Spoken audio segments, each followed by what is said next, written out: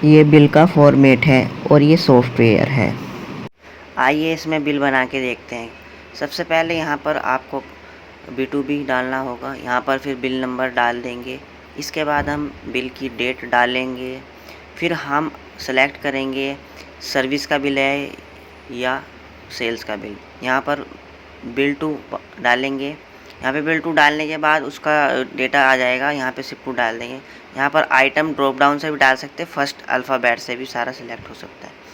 यहाँ पर जैसे ही हम पहुँचे तो HSN कोड और स्टॉक इन क्वांटिटी और ये सब चीज़ें आप देख सकते हो ऑटोमेटिक आ रहा है। यहाँ पर क्वांटिटी डालने के बाद रेट डाल दिया तो आप ऊपर की साइड देखो कैलकुलेशन अपने आप आ रही है हर एक मूवमेंट पे। ये देखिए यहाँ पर दूसरा आइटम ऐड हो गया है।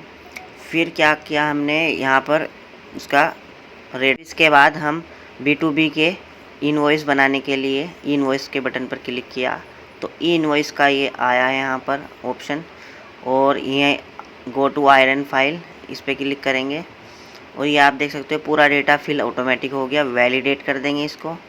वैलिडेट होने के साथ साथ ये आयरन जनरेट करने के लिए JSON फाइल बन जाएगी। ये गवर्नमेंट के पोर्टल पर अपलोड होकर इनवॉइस बन जाएगा। अब ये बिल का फॉर्मेट आप देख सकते हो। ये प्रीव्यू किया मैंने, यहाँ पर जो आपने बिल बनाया वो प्रीव्यू हो गया। फिर देन अगर ई-वे बिल और अदर डिटेल यहाँ पर डाल सकते हैं। यहाँ पर जैसे ही सेव ऑल रिकॉर्ड पर क्लिक किया हमने, सबसे पहले इनवॉइस का डेटा तैयार हुआ सेल्स रिपोर्ट के लिए, और सेल्स भी कस्टमर वाइज और आइटम वाइज दोनों तरह से हो जाएगी।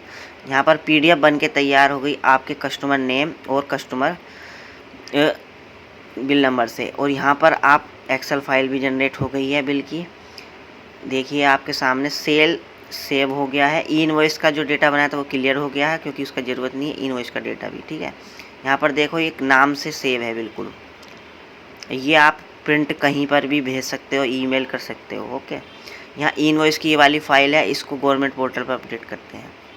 ये सेल समरी, यहाँ पर ये एक्सेल में बिल सेव हो गया। इन फ्यूचर आपको कोई भी एडिट करना हो तो यहाँ से कर सकते हैं वहाँ पर, क्योंकि वहाँ तो डेटा डिलीट कर चुके हैं हम, ओके। कुछ भी जैसे अदर डिटेल डालनी होती है बिल में तो वो सब डाल सकते हैं। यहाँ पर ये आइटम है, यहाँ पर आइटम फिल होंगे। ऐसे ही कस्टमर का है, कस्टमर भी अलग से फिल होंगे, ओके। और आप देख सकते हो ये जो हमने बिल बनाया ये कस्टमर वाइज बिल डिटेल है, ओके। फिर इसके बाद हम देखेंगे कस्टमर वाइज आइटम वाइज, मतलब फुल्ली ऑटोमेटिक रिपोर्ट ये वाली है। इससे आप रिपोर्ट निकालेंगे। रिपोर्ट कैसे निकालनी है वो बताएंगे। यहाँ पर सपोज़ करो हमें किसी भी तरह की रिपोर्ट निकालनी है, हमें कस्टमर वाइज निकालनी है 5-6 कस्टमर की, तो फ़िल्टर किया हमने, एक्सपोर्ट के बटन पे क्लिक किया, यस कर दिया तो एक फ़ाइल जनरेट होगी। इसमें एक्सपोर्ट का फ़ोल्डर है, उसमें जा कर के वो फ़ाइल सेव होएगी। आप देख सकते हो किसी को मेल करनी हो रिपोर्ट तो हमने फ़िल्टर लगा के रिपोर्ट तैयार की और इस रिपोर्ट को हम एक्सेल में मेल कर देंगे। ऐसे ही आइटम वाइज स्टॉक रिपोर्ट होती है, तो स्टॉक रिपोर्ट हमने कुछ सेलेक्ट किया, इसमें हम ऐड प्लस के बटन पर साइन किया और यहाँ पर ये सेव हो गई। तो इसकी भी अलग फ़ाइल है, ये देखो यहाँ पर ये पूरा स्टॉक सेव हो जाएगा जिसका भी देना हो आपको, जिस भी कैटेगरी में। ऐसे ही कस्टमर का है, दिल्ली के कस्टमर हमें रिपोर्ट देनी है तो दिल्ली का कस्टमर सेलेक्ट किया, प्लस के साइन पे क्लिक किया, इसकी फ़ाइल अपने आप आपकी ड्राइव में सेव हो गई। आप देखिए यहाँ पर जैसे ही हम फ़िल्टर हटा लिया और वहाँ पर हमने सेल यहाँ पर कस्टमर वाइज डिटेल ये आ गया, और ये फुल्ली ऑटोमेटिक ये सब कुछ है इसमें। तो वीडियो देखने के लिए थैंक्स। ये सॉफ्टवेयर है।